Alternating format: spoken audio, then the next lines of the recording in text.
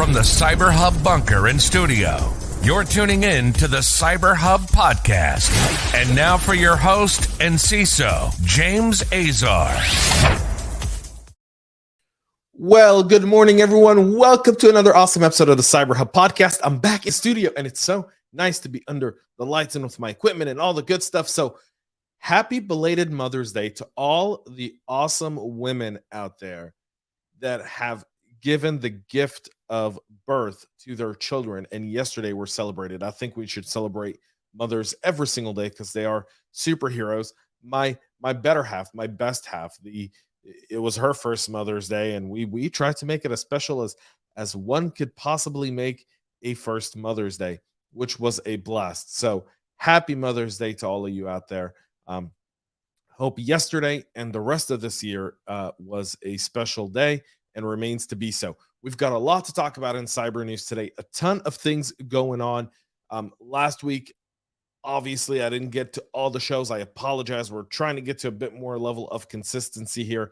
Hopefully, we'll have more on that later this week. But before we do that, let's get into today's program with a beautiful double espresso with my clear, beautiful, amazing cups. This is an Israeli espresso made by Elite, which is in Israel. So coffee cup cheers, folks. All right, let's get into today's program. And here we go, folks. F5's BIGIP is now in attacker crosshairs following disclosures of critical vulnerabilities. Organizations using F5's BIGIP application delivery controllers are advised to immediately update their systems as recently patched vulnerabilities is already being exploited in the wild. F5 informed customers last week about 50 vulnerabilities and security exposure affecting its product. Not the first time we've seen BIGIP in the news for this kind of stuff, folks. The vulnerability itself is rated critical. CVE 2022-1388 can be exploited by an unauthenticated attacker for remote code execution. The vulnerability could allow an unauthenticated attacker with network access to the BIGIP system through the management portal or the self-IP addresses to execute arbitrary system commands, create or delete files, or disable services. There's immediate warnings of this. We'll probably see this on the CISO must patch list by the end of this week, is my guess. A ton of opinions on this one, but you do want to get this patched. You want to get it patched right away. BIGIP has been a starting point for many attackers, including Iran, China, Russia, and many others. And if you don't want to be caught in those crosshairs, please make sure to patch your BIGIP. It's critical, critical, critical. Costa Rica has declared a national emergency after the Conti ransomware attacks. The Costa Rican president, Rodrigo Chavez, has declared a national emergency following cyber attacks from Conti ransomware on multiple government bodies. According to Bleeping Computer, Conti published most of the 672 gigabyte dump that appeared to contain data belonging to the Costa Rican government agencies. The declaration was signed into law by Chavez yesterday, same day as the economist and former minister of finance effectively became the country's 49th and current president. The newly elected Costa Rican president Chavez declared a national emergency, citing ongoing Conti ransomware attacks as the reason. Conti ransomware has originally claimed the ransomware attacks against Costa Rican government entities last month. The country's public health agency, Costa Rica's Social Security Fund, had earlier stated that a perimeter security review is being carried out on the Conti ransomware to verify and prevent possible attacks on the CCSS level. There's been a ton of data being leaked here. Conti's leak site presently lists the following government bodies purportedly affected by the attack: the Costa Rican Finance Ministry, the Ministry of Labor and Social Security, the Social Development and Family Allowances Fund, and the intra-university headquarters of Aloela. Bleeping Computer has not yet analyzed the leaked data, but a preliminary analysis of a very small subset of the leaked data showed source code and SQL databases that appear to be from government websites. State of emergency there. There's been other agencies within the Costa Rican government that have been impacted, including the Administrative Board of Electrical Services of the province of Cartago, the Ministry of Science, Innovation, Technology, and Telecom, National Meteorological Institute, Radiographic, Costa Rica, Science, and Costa Rican Social Security Fund all have also been impacted. The U.S. is now offering up to $15 million for any information leading to the arrest of the Conti ransomware gang. Another set of Joker Trojan-Laced Android apps resurfaced on the Google Play Store. Google continues to be a repeat offender on this. Joker, nonetheless, but the only reason this keeps happening is because Google won't shut down the fact that there are malicious apps that drop into its Play Store that get downloaded tens, if not hundreds of thousands of times, that impact people, and people still use Android. Like, it's mind-boggling. In your comments, please tell me why. Why in the world would you still do this? Why? Why would you keep using Google Play if you know all this stuff? Why? Like, I'm really curious. So many of these apps are apps that emulate mostly downloaded apps. They go into the store. Google does nothing about it, and that's what you get. I don't know how to explain it any other way. Let's move into the Heroku, which shares details on the recent GitHub attack. Platform as a service company Heroku this week shared additional details on an April cyber attack that resulted in unauthorized access to multiple customers' GitHub repositories.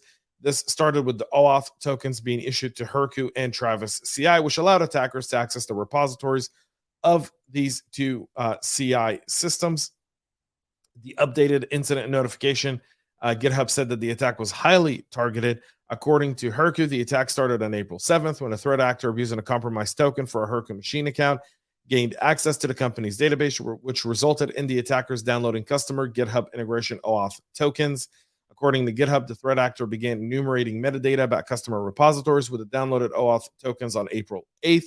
On April 9th, the attacker downloaded a subset of the Heroku private GitHub repositories from GitHub containing some Heroku source code as well. GitHub notified Salesforce. Heroku is a Salesforce company of the suspicious activity on the 13th. One day after initially identified, on the 16th, Heroku revoked all GitHub integration OAuth tokens, which essentially prevented customers from using the Heroku dashboard or automation for the deployment of apps from GitHub. During its investigation into the incident, Salesforce discovered that the compromised token was also used to access a database and steal hashed and salted passwords for customers' user accounts. Thus, it reset user passwords to keep accounts protected and also rotated internal Heroku credentials.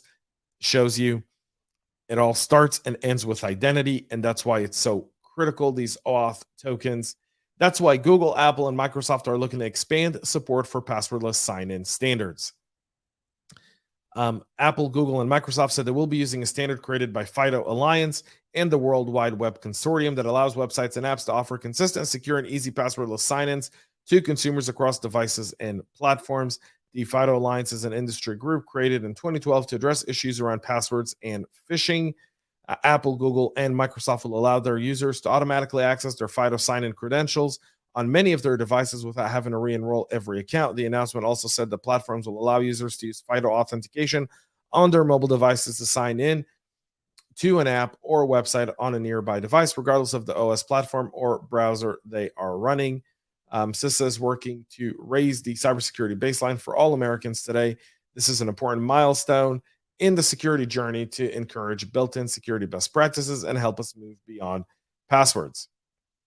There's also a bunch of passwordless companies out there today like Transmit Security and many others that are doing the FIDO 2 standard as well. So it's good to see everyone kind of moving to this passwordless future. Doesn't stop phishing, and like what we just saw with the Heroku, if someone gets their hands on the OAuth or OpenID Connect creds and tokens, well, that's game over. That's why you've got to be really good on how you implement passwordless.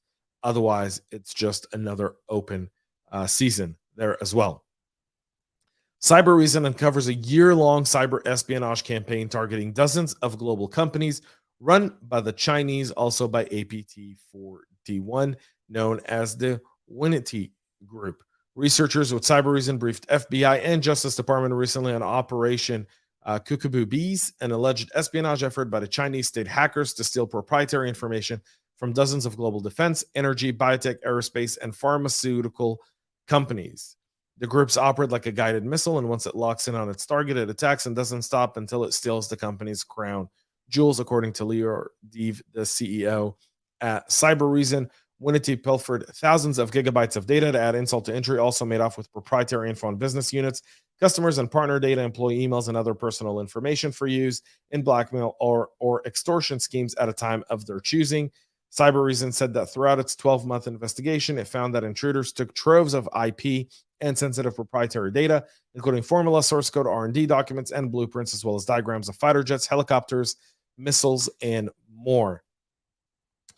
More concerning, according to Dev, is that these companies had no clue they were actually being breached. So that's also significant there. The group also managed to abuse the Windows Common Log File System mechanism, which allows the intruders to conceal their payloads and evade detection by traditional security products. Operation Kukubi generally took advantage of existing weaknesses like unpatched systems. Go get your F5 Big IP patched now. Insufficient network segmentation, like the Heroku one or the Costa Rica one, which probably the reason they were able to spread is because all the networks weren't segmented. Unmanaged assets, forgotten accounts, or no use of MFA.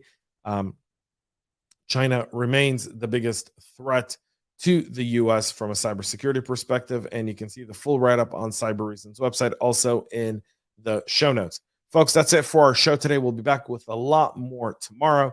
Until then, have a great rest of your day, and most importantly, stay cyber safe.